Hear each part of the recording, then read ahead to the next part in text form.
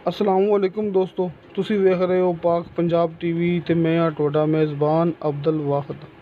ਤੇ ਦੋਸਤੋ, ਸਭ ਤੋਂ ਪਹਿਲਾਂ ਤੁਸੀਂ ਆਪਣੇ ਚੈਨਲ ਨੂੰ ਕਰੋ ਸਬਸਕ੍ਰਾਈਬ ਤੇ ਨਾਲ ਹੀ ਬੈਲ ਆਈਕਨ ਨੂੰ ਕਰੋ ਓਕੇ। ਦੋਸਤੋ, ਮਾਸ਼ਾਅੱਲਾ ਸ਼ਾਹ ਸਾਹਿਬ ਨੇ ਆਪਾਂ ਨੂੰ ਇੱਕ ਰਕਬੇ ਦੀ ਮੂਵੀ ਸੈਂਡ ਕੀਤੀ ਹੈ, ਲੇਕਿਨ ਦੋਸਤੋ ਮਜ਼ਲ ਚਾਹੁੰਦੇ ਹਾਂ ਕਿ ਜਿਸ ਤਰ੍ਹਾਂ ਮੈਨੂੰ ਸ਼ਾਹ ਸਾਹਿਬ ਨੇ ਮੂਵੀ ਭੇਜੀ ਦੋਸਤੋ, ਮੈਂ ਉਸ ਤਰ੍ਹਾਂ ਆਪਣੇ YouTube ਤੇ ਅਪਲੋਡ ਕੀਤੀ ਹੈ। ਥੋੜਾ ਸੇਲ ਲੋ ਆ ਰਿਹਾ ਹੈ ਦੋਸਤੋ। ਸ਼ਾਹ ਸਾਹਿਬ ਨੇ ਆਪਾਂ ਨੂੰ ਤਹਿਸੀਲ ਚਕਵਾਲ, ਜ਼ਿਲ੍ਹਾ ਚਕਵਾਲ ਦੋਸਤੋ, ਤਹਿਸੀਲ ਚਕਵਾਲ, ਜ਼ਿਲ੍ਹਾ ਚਕਵਾਲ, ਮੇਨ ਰੋਡ ਤੋਂ ਸਿਰਫ 1 ਕਿਲੋਮੀਟਰ ਫਾਸਲਾ ਦੋਸਤੋ। ਬਾਕੀ ਲੋਕੇਸ਼ਨ ਦੇ ਬਾਰੇ 'ਚ ਕਿਸੇ ਭਰਾ ਨੂੰ ਪੁੱਛਣਾ ਹੋਵੇ ਤੇ ਸਾਹਮਣੇ ਸਕਰੀਨ ਤੇ ਮੈਂ ਸ਼ਾਹ ਸਾਹਿਬ ਦਾ WhatsApp ਨੰਬਰ ਲਿਖ ਛੱਡਿਆ, ਤੁਸੀਂ ਸ਼ਾਹ ਸਾਹਿਬ ਨਾਲ ਡਾਇਰੈਕਟ ਰਾਬਤਾ ਕਰ ਸਕਦੇ ਜੀ।